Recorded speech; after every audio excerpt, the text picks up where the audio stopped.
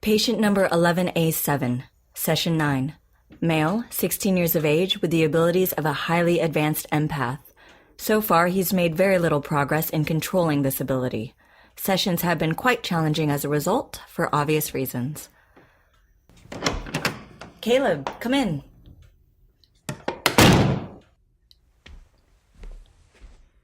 It's very nice to see you. How are you feeling this week? Fine, I guess.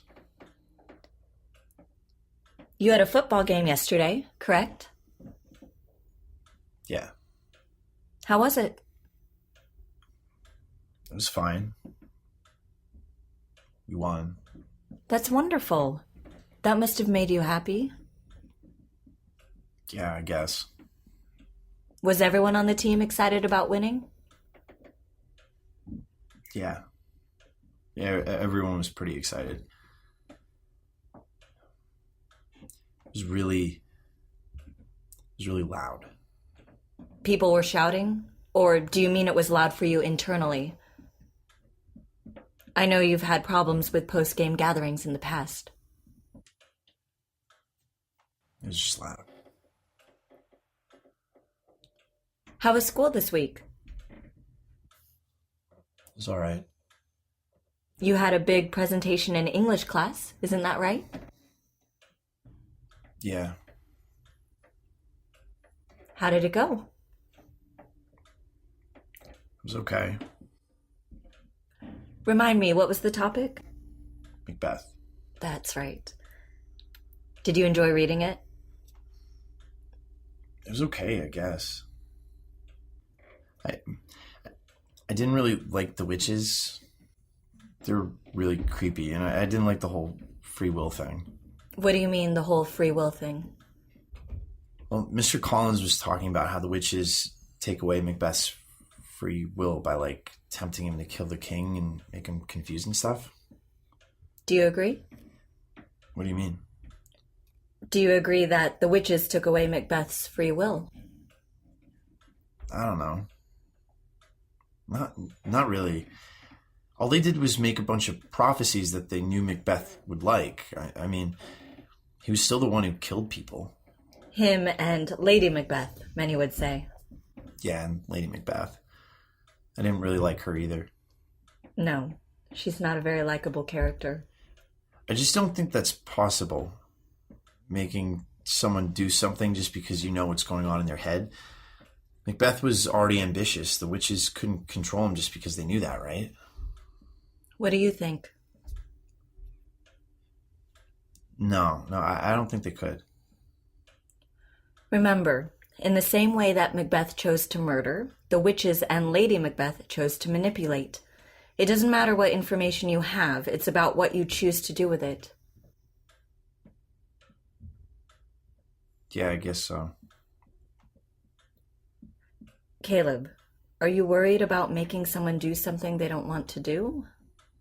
No, I think I made something worse. What do you think you made worse? There's this kid in my year. He's like a total loser. Caleb, remember, don't use insults to connect to people. Right, sorry. Continue. So this kid is one of those weird emo types. Sorry. He's different, I guess. He's in every one of my classes, and he's always drawing these pictures and listening to like stupid, sad folk music, and it's so fucking distracting. I'm sorry. That's all right. It's good to express your frustrations. Does this boy... What's his name?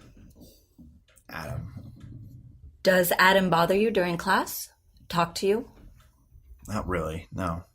But you find him distracting? Yeah, I mean, he's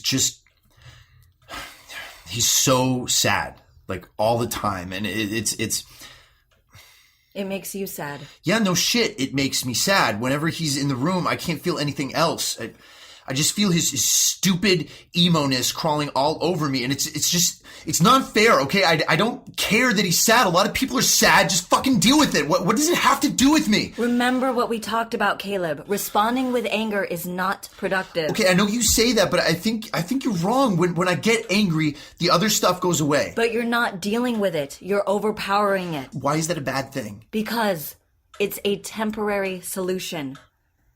Caleb, you have a wonderful gift. Being able to feel other people's emotions is something many people would be thankful for. I know it would certainly make my job a lot easier. When you try to drown that out with anger and frustration, you muddy the waters. You need to learn to take in each feeling and balance them alongside your own emotions. I know that's easier said than done. No kidding. I can't balance shit if I'm walking down a hallway of 100 students who all have their own stupid problems and emotions. It's just, it's like suffocating, you know? Other students' problems are not stupid. Everyone has their own burdens to bear. Yeah, so why should I have to bear all of them? I didn't ask for this. I don't want to deal with this anymore. Your mother told me she wants to get you at-home tutoring. I know you have an easier time with adults. Have you considered taking her up on her offer? I wouldn't be able to play on the football team if I did homeschool.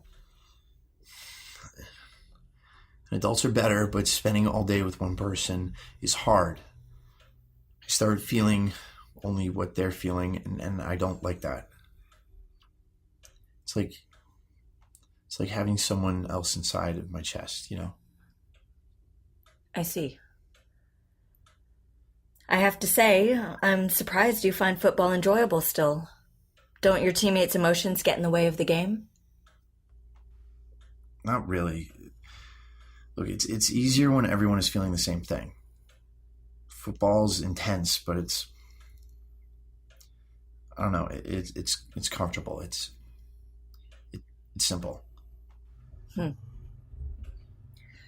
You said that when Adam is in the room, you can't feel anything else. Do you mean his are the only other emotions that you feel? Yeah, pretty much. He just sort of he drowns everything else out. Isn't that preferable to feeling what everyone in your class feels? You don't sound very happy about it. No, of course I'm not happy about it. That's literally the point. I can't be happy because he's so miserable. Do you know why he's sad? No, how the fuck would I know that? I'm not a mind reader. I just know that he's sad.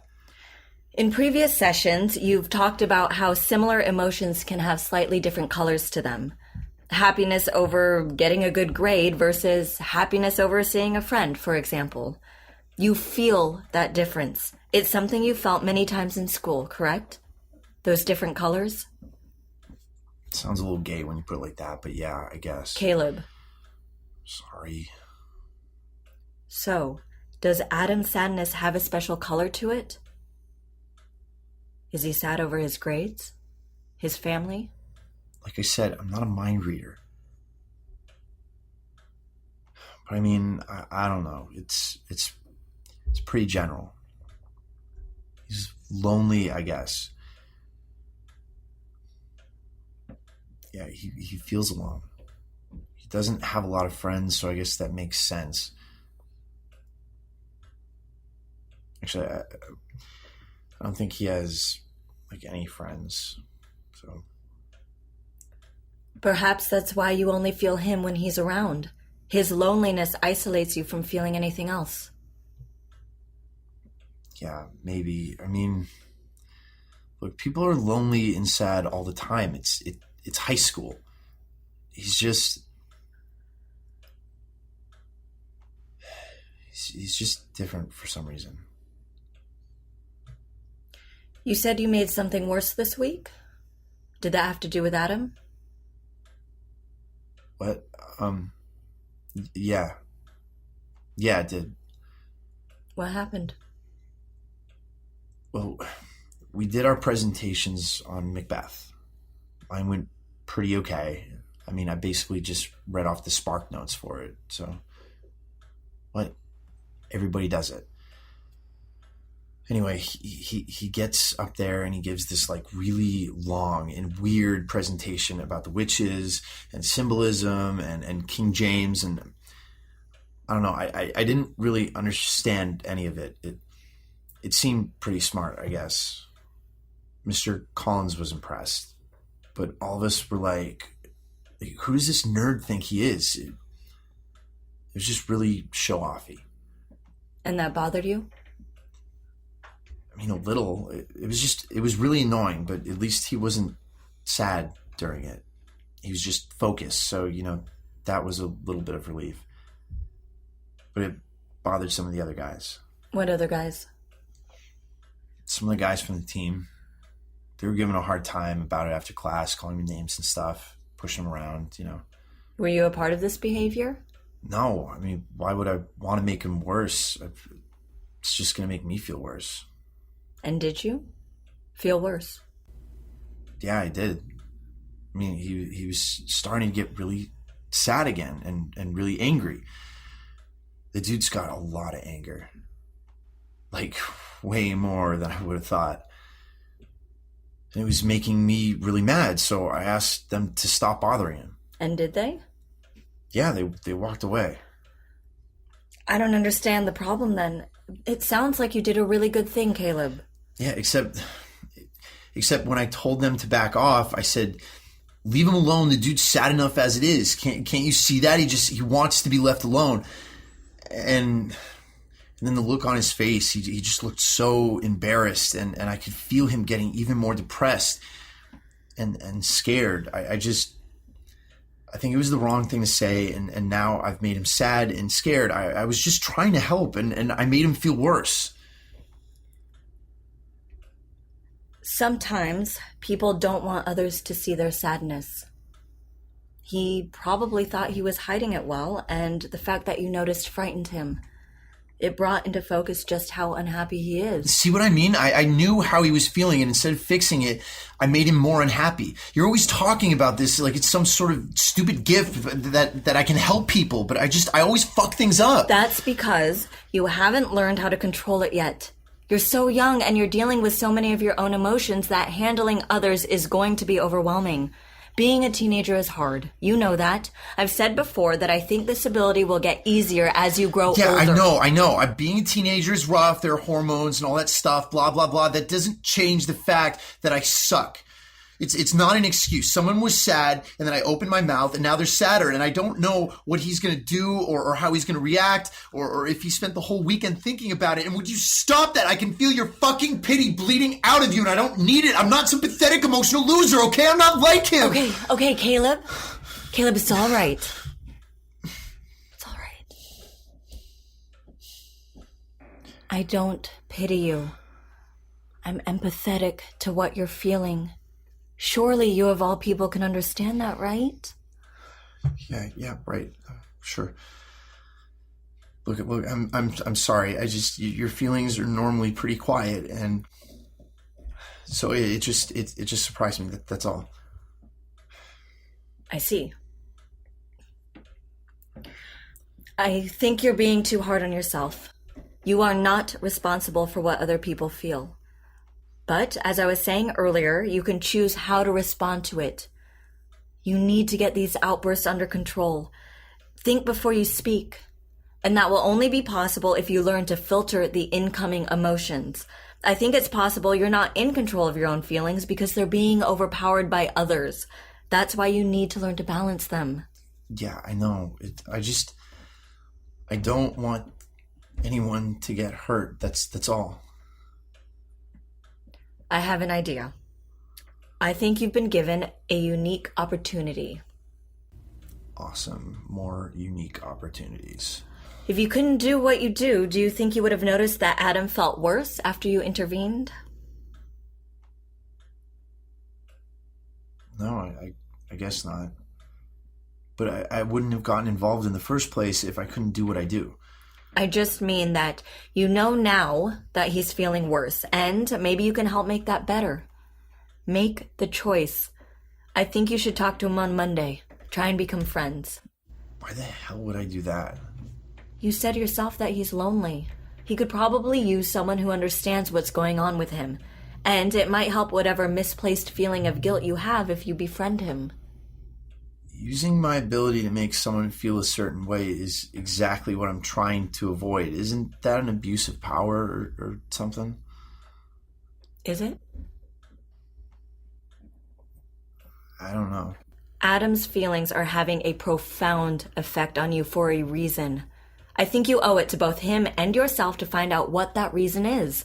If his emotions are so overpowering, perhaps it will help you learn focus and control to get some one-on-one time with him. Learn to contain both his feelings and yours. I don't know.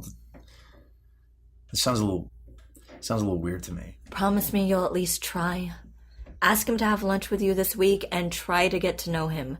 Focus on the feelings that are coming from him and see if you can control how much it affects you. Will you do that?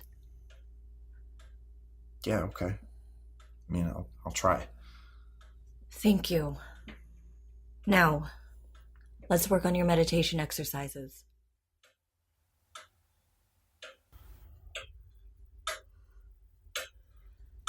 All right, Caleb.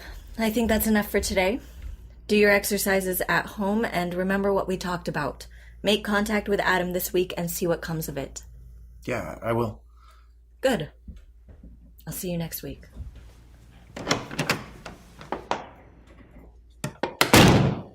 End of session 9. Interesting progress today. Subject showed increased focus in his exercises after venting about a fellow student. I've encouraged him to pursue a friendship, and I posit that the results will be very telling.